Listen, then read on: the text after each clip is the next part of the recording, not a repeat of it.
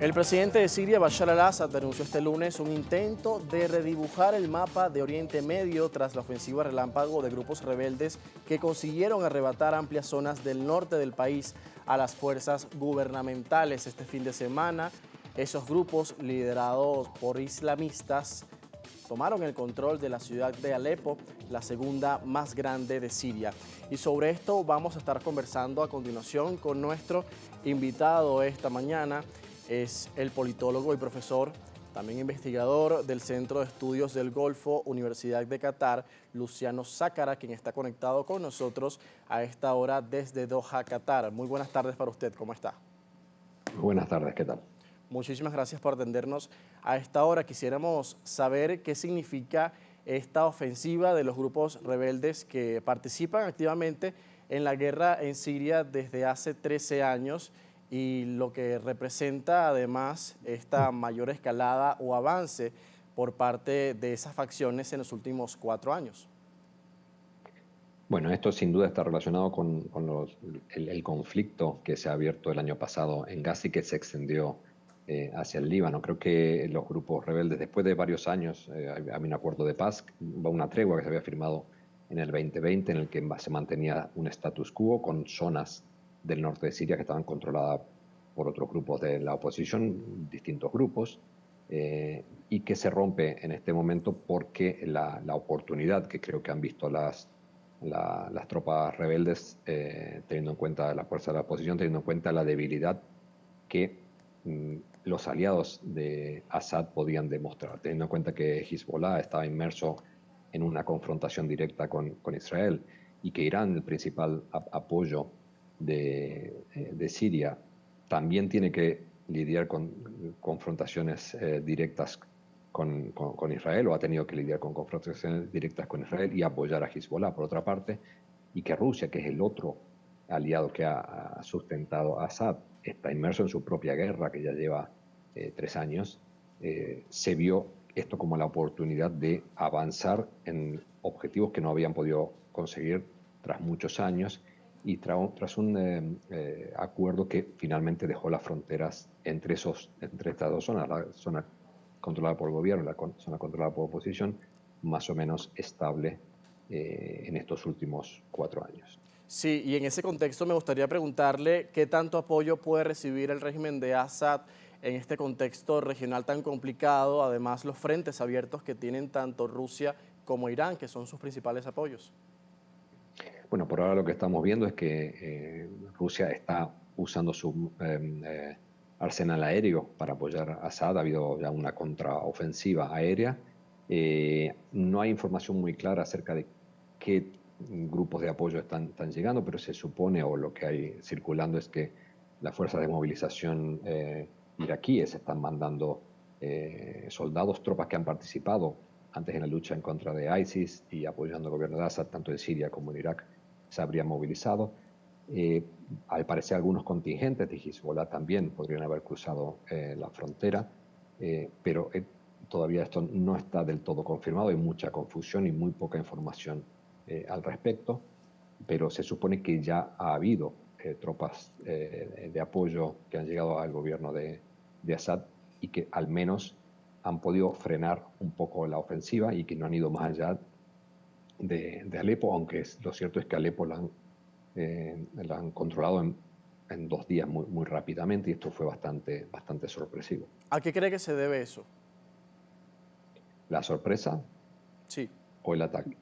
La sorpresa, evidentemente nadie esperaba esto. Yo creo que incluso podría haber sido que lo hubieran intentado hacer antes, o sea, cuando Hezbollah estaba aún antes de la firma de la tregua, inmerso en una guerra con Israel, porque este era el momento de máxima debilidad de los aliados que podían ir en apoyo a Assad. Eh, y probablemente no hayan tenido mucho tiempo para organizarse. Hay que tener en cuenta que la invasión de Líbano fue hace un par de meses, aunque los intercambios de fuego entre Hezbollah e Israel vienen desde el 8 de octubre del año pasado.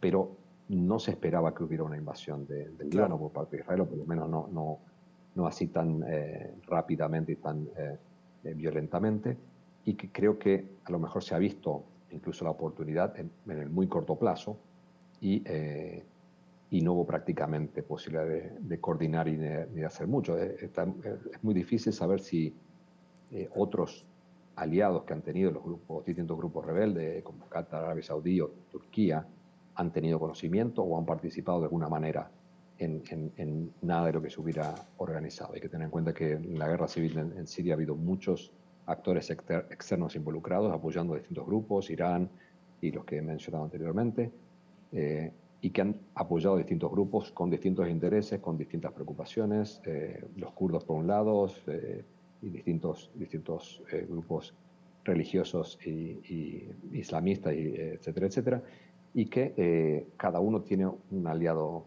distinto. Entonces, no hay una coordinación entre todas las fuerzas que han participado. Ahora ni siquiera se sabe exactamente cuáles son los grupos que están participando de esta ofensiva, pero evidentemente hay algunos grupos que participan que tienen o han tenido apoyo por parte de Turquía o de Irán, de Arabia Saudí o Qatar, pero hay otros grupos que no las han tenido, como el tema de los A kurdos eso que quería evidentemente apuntar porque no. precisamente el gobierno turco dijo en las últimas horas que el régimen de Al-Assad debe reconciliarse con su propio pueblo, con el pueblo sirio, tras estos largos años de conflicto, y que Turquía también se pone en disposición para participar de esa colaboración, aunque aquí yo le pregunto sobre el papel que tiene el gobierno turco o Turquía como república en la participación y el apoyo hacia ciertos grupos también que están participando en el avance que tienen por el momento facciones que se oponen al Assad, y también si esto representaría realmente un peligro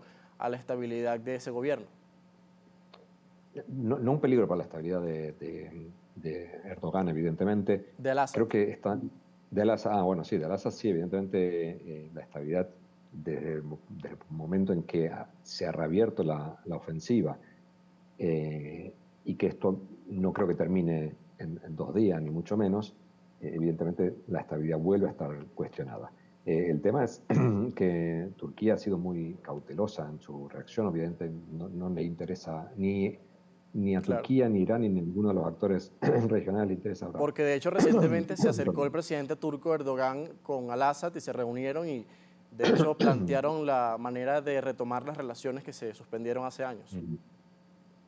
Sí, y aparte, bueno, Assad ya haya sido reincorporado dentro del mundo árabe, el único país que todavía tiene representación diplomática, no del gobierno de Assad, sino de la oposición, es Qatar. Es el único país que tiene una embajada que únicamente representa a la oposición, por lo que en principio serían los que estarían más contentos de que esto fructifique. Lo que pasa es que no creo que tampoco a Qatar le interese que en este momento se agite el avispero, ni a Turquía tampoco, por la situación que ya se está generando en el Sí, Líbano, tanto desde el punto de vista político como desde el punto de vista humanitario. Hay que tener en cuenta que hace una semana había un éxodo de libaneses yendo a Siria por la guerra que se estaba produciendo, los ataques que se estaban produciendo en Beirut principalmente, y ahora, a partir de ayer, hay un éxodo contrario, de claro. un montón de sirios que se Muchos están están yendo al regresando. Líbano.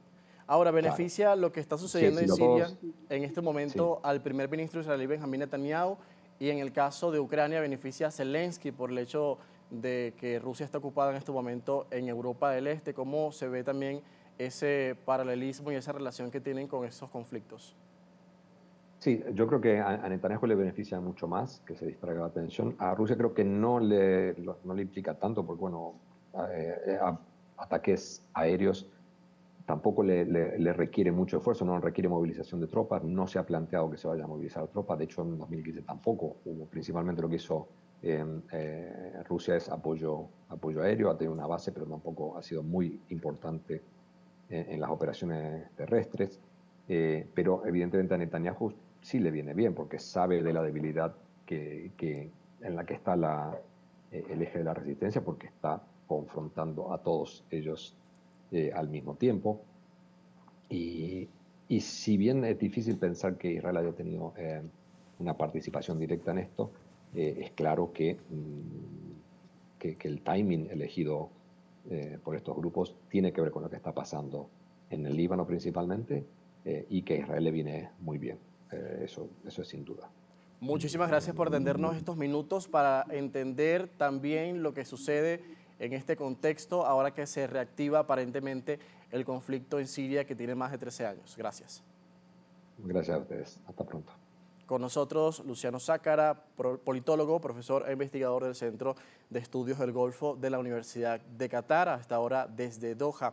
Son las 6:47 minutos, desde luego el Medio Oriente sigue siendo noticia y ustedes, como saben, desde acá le hacemos mucho seguimiento a este caso particular por las implicaciones que tiene esto para el mundo, sobre todo cuando se reavivan los conflictos, continúa activo la guerra entre Rusia y Ucrania y también persiste la guerra de Israel contra Hamas en Gaza, a la vez que también los ataques contra Hezbollah en el Líbano. Es decir, un escenario muy complicado y ahora se suma nuevamente la guerra en Siria con posiciones y también intereses de potencias extranjeras allí. Vamos a hacer la pausa, 6:48 minutos. Al regreso, más actualidad en Primera Página.